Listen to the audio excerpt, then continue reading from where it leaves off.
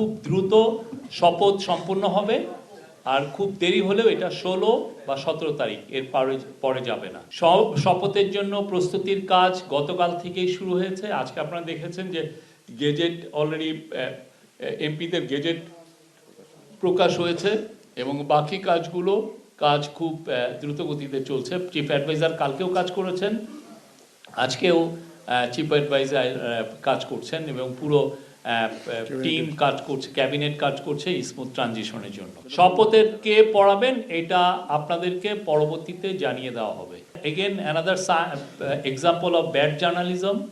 ওইখানে যিনি রিপোর্টটা করেছেন ওনার উচিত ছিল যিনি রিটার্নিং অফিসার তাকে একটা ফোন দেওয়া, তাহলেই কিন্তু এটার দ্রুত উনি একটা উত্তর পেতেন। উনি তাকে, আপনি যদি রিপোর্টটা দেখেন ওইখানে কিন্তু উনি কাউকেই ফোন দেননি।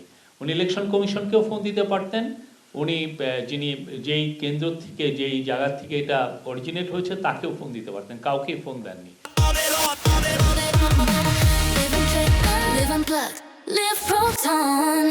এটা তো বেসিক জার্নালিজম, যে একটা কোশ্চেন হয়েছে আমি কার কাছে উত্তরটা জানবো।